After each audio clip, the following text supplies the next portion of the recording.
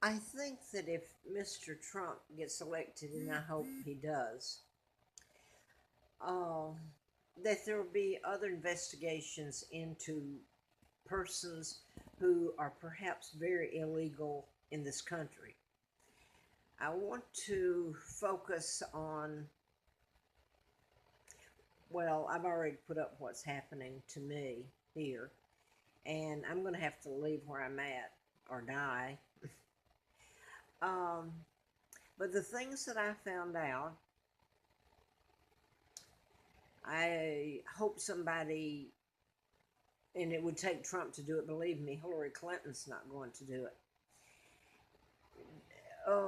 would check out how the Patels and Shaws got so wealthy here, what they did to get the loans, the favors, etc. Because they own so much property, they put motels on here in Troutville and in Roanoke. And I've put up where they had all the the senators, I don't say all, but the few from Virginia, complimenting on them being good entrepreneurs. And also John Edwards, who's a Virginia state trooper. When Shaw opened another Quality Inn in Roanoke, and they own things outside this area. I don't know how far, but at one point I'll say this: that someone, and he didn't want to be heard, so he been away from the camera that was on the bus radar, and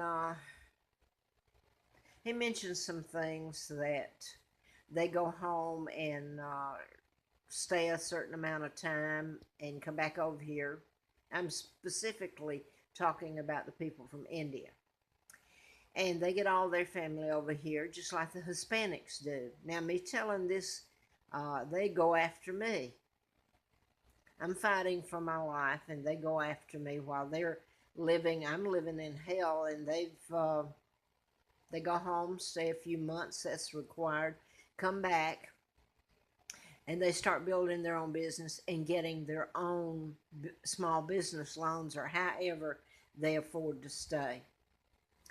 They bring other families in, and somebody walked up behind me at another one that's located here. Same people own it, the Patels.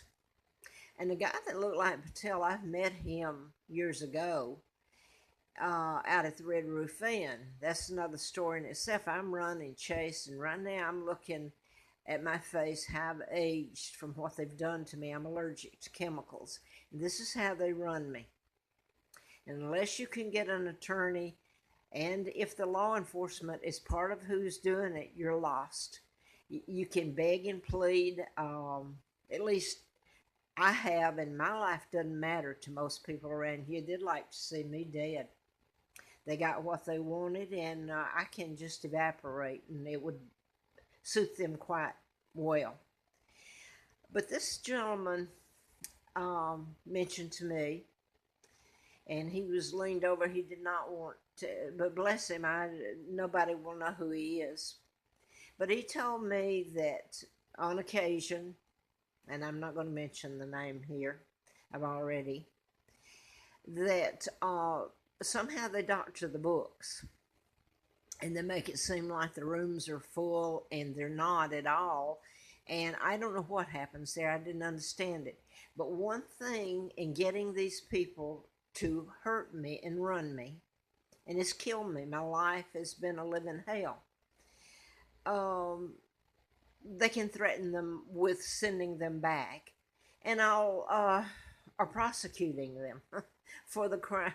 I mean, how hideous this whole thing is. And I'm the underdog here. It doesn't matter if I'm Victoria II, legal heir of the British Crown, any part of it. I'll refer back to the budget in 94, I believe it was, about 94. I had saved up $3,000 from doing a live-in for DJ Cooper, staying with his father. I couldn't get jobs except a few companion aids. When I came here, I was shut down. Just like my living, I've been deliberately shut down, left homeless, made homeless. Anyway, I moved into Budget Inn, and it was on Plantation, Williamson Road. Paid for a month, and I've done that a lot and been run just like now. If I stay through the time I've paid, my lungs and everything are getting worked over till it's unbelievable. If I have any organs left from the inflammation that's caused, the toxic fumes. I'm allergic to chemicals, and my immune system attacks itself. I know a lot of people get tired of hearing this on YouTube. Some people don't, their friends. But it's hell to me. And this Patel that ran the Budget Inn on Williamson Road, and by the way, it shut down not long after this happened to me then. Paid for a month in November, told them, which they already knew I'm allergic to chemicals. A few days later, I've got this black maintenance guy that climbs up on the balcony. I mean, really weird, puts a ladder. I could have been standing there naked because nobody was supposed to be able to see me. I wasn't, but I could have been.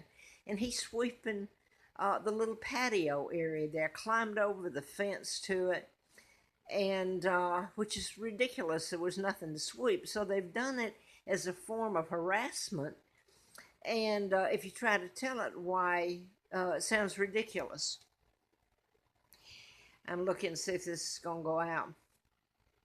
Anyway, a few days later, after I paid a month's rent, Patel, the manager, shows up and they're going to remodel.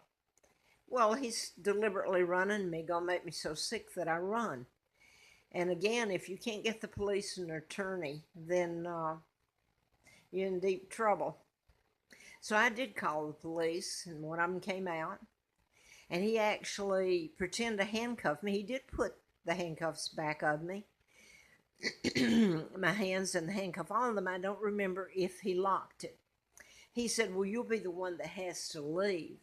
And I said, well, is he going to give me my money back? And for the unused portion? And no, he doesn't have to. You leave.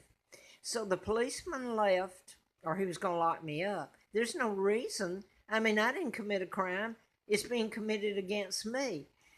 But that's the way it's been. So the Patel, I was down, had a little office out front then, and I had gone down there and was actually in their little space there. And he said to me, we're Americans now. We have to do as they tell us to do. So this has been the theme all along. The cops, law enforcement, who's doing this to me, getting people to do it, they can either do something to help me or hurt me. And most, well, look at me, for God's sake.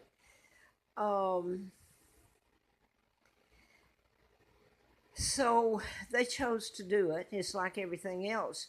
Everybody has something to hide. That's the thing the FBI tell. And as far as FBI, you know, I've told all that. Nobody had to do it. They saw me as this person that was getting, like the man up the street from me here. I just went by, and evidently he gives orders here, but then how do I prove it? It'd be such a long story, people would tune me out. I've already been told that, to get them to listen to me, because they just don't want to hear it. He was preening his beard, and I know he'll find this cute because they are watching my videos. Isn't it odd that a man would get so much pleasure out of what's being done to me, the pain and suffering, and watch it? The other day, I don't even speak to him because he's the one that came in and helped steal my little pink phone and help Angela Queen when she took down my other phone and all my photos and everything. And I didn't have a phone for a while that even worked. I got this one. But so he helped her. So what did I ever do to these people that they find so much fun in hurting me and causing me hell and pain? It's because of who I am. And they kidnapped me, the Americans did, part of my own family. I'm British. My mom Claudia Ruth O'Keefe, Windsor. And by the way, they love Grace Kelly. But you know who they put up the Americans on Life magazine? I think it was Life. Her picture, Wallace Simpson, who married a double, has been on the magazine cover twice. And she's married an illegal, a person who's an imposter. But people love Grace Kelly, and nothing against Grace Kelly and her family. But isn't that odd that my mom's left out of history? It's a lie. And her child was stolen from her. She was born in Madison, Wisconsin, sister to artist Georgia O'Keeffe. My dad was married one time to my mom, a school teacher, and his reputation and his life and his child, me, and his grandchildren, he lived to see us in so much pain. I wonder how much pain that caused my mom and dad, that these people did it to them, never stopped, and they got so much fun and gained so much from it.